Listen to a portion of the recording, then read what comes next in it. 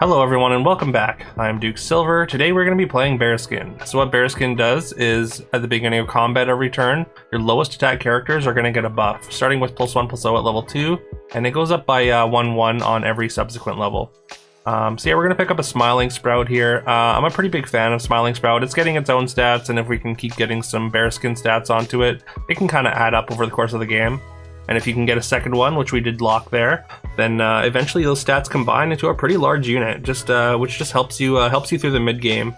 Eventually, it does get replaced because there's no real way for it, or no real place for it to build into. But I think that's completely fine. We are going to pick up this talking frog and then just sell our items that we've picked up to flip it over, which means like our stats aren't necessarily very similar. We're not getting a ton of stats from our Bearskin boost here, but that's completely fine. As Freed Prince, it's just so many stats, you just can't ignore it. We probably should have taken a level 2 treasure or level 2 character here, but instead I took the chameleon, or I took the chameleon and a spell. I mean, the chameleon was not a mistake. I think chameleon's very good on Bearskin just because you can get a fair amount of buffs onto it, and then eventually it's gonna slay as long as you can keep scaling it throughout the turns. Unfortunately, we don't get the slay there as Artemis's stars have aligned into a very, very large apprentice owl for 3.0. I'm not sure how exactly they got that much, especially on Artemis without any like extra spell casting things. But yeah, apparently they just picked up a few apprentice owls and then just cast every spell that they could see. Yeah, once again we don't get our chameleon slay there, which is a little bit unfortunate. We're gonna pick up another chameleon though. Now that it's 3.2, we don't really want to slay with the chameleon though, because I mean, there's no real point like turning it from a 3 to a 4 when we're going to be on 4 next turn. So we're going to position it in a way that hopefully it doesn't. And we've gotten several of our characters up to 6 power now. So all 4 of those characters are going to get the buff from Bearskin, which was +2/+1. Not huge or anything, but still pretty good to get all those stats there. Yeah, we do get kind of destroyed by that opponent's board though. Our egg gets tripled, and we're gonna take the egg shrine. I mean, we only have the 1 golden character, but the other treasures there just were not good enough, I don't think.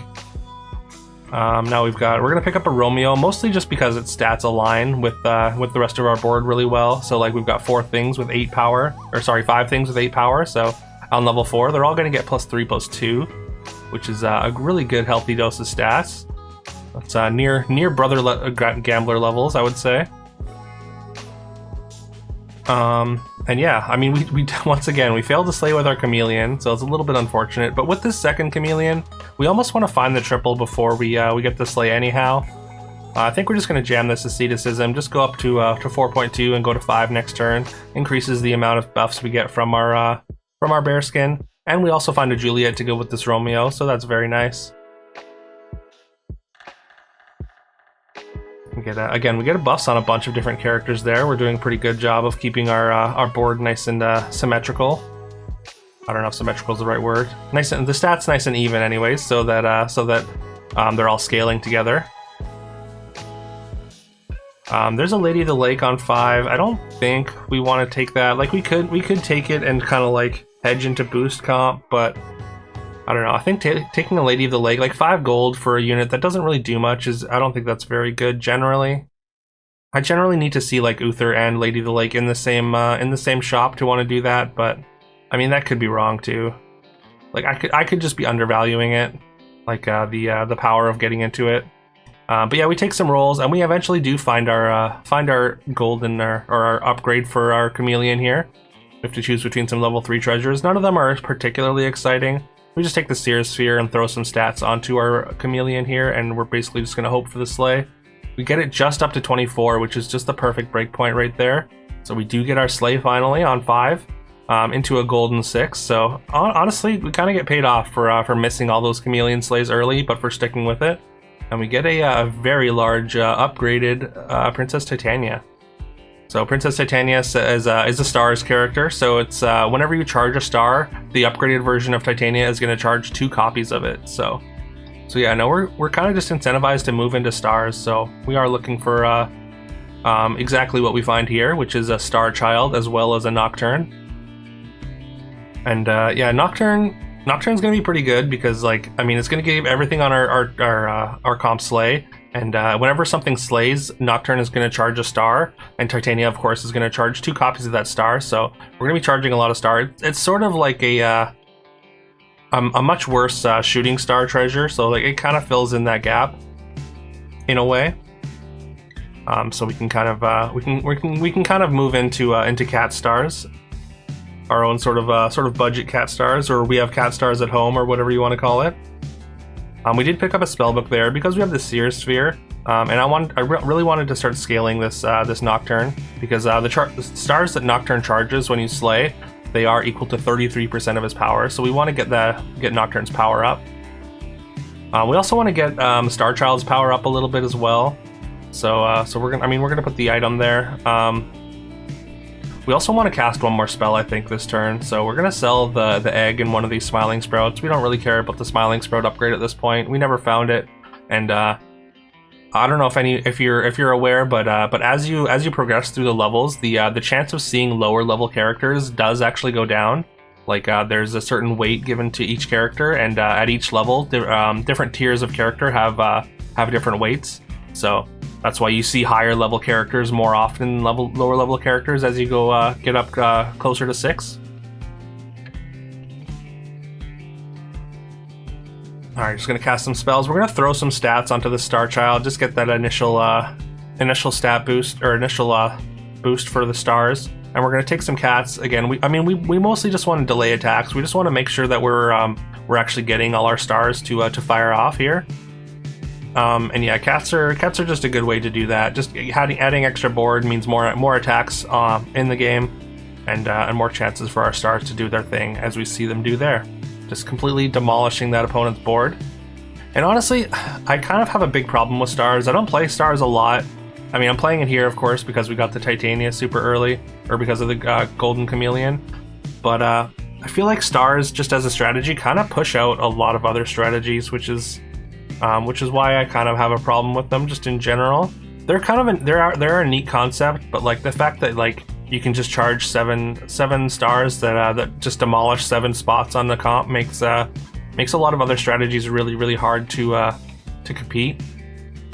Like mages or things like that. Like if you're not making extra bodies or have a specific way to counter the stars, then yeah, generally it's just extremely hard to beat, and that's a little bit frustrating. Because I mean, I want to try a bunch of different stuff, like slay boards and mage boards are both completely dead, basically because of stars. Like even like the more powerful boost comps now that we're seeing, people are just playing Star Child and just charging like 7 huge stars with like a dandelion combined with the boost comp, boosters and whatnot. So yeah. And I'm not a big fan of it. I don't know if they need a rework or something, but yeah, I do think stars, just as a mechanic, are pushing some strategies out of being competitively viable, which is unfortunate. We do pick up our Oberon here. We got a couple cat queens now to go with our cat summons. Again, this Nocturne is going to do a decent job of doing a sort of shooting star impression. So all those slays that we get with anything, that all the stars that we're going to get from the Nocturne from slaying with anything are going to get boosted by the Oberon. So we're going to be able to continue to we're going to be continuing to charge stars throughout the fight. So we don't just have our initial salvo of stars and then that's it. And I think that's pretty important for stars comps. Because like if your opponent does have a board that counters stars comp, they just have a bunch of summons and whatnot, then yeah, you need ways to charge more stars. So that's just something to be cognizant of. Sorry for my stumbles. We're gonna triple our Oberon here. We get a level 6 treasure. None of these are particularly exciting either. I think we're just gonna take the Battle Song Aura, or Battle Song Sword, or whatever you call it, and it's just going to give our cats like a bit of a stat buff, more likely to slay for Nocturne, and yeah, just make our cats a little bit more effective overall. We're going to get out of our egg shrine now. And yeah, we can see opponent is attempting to play pirates. Like, kudos to them for attempting it, but pirates just are not a thing, unfortunately. And yeah, we make very short work of that finals opponent. This wasn't a particularly strong lobby, but I mean, I thought the chameleon slay into Princess Titania into Stars comp was interesting enough to show off, anyways. And also, I wanted to go on that little mini rant about Stars. So, yeah, let me know what you think in the comments below, of course. Please remember to like and subscribe if you haven't already. I would very, very much appreciate that. I hope you all have a great rest of your day, and I'll see you tomorrow.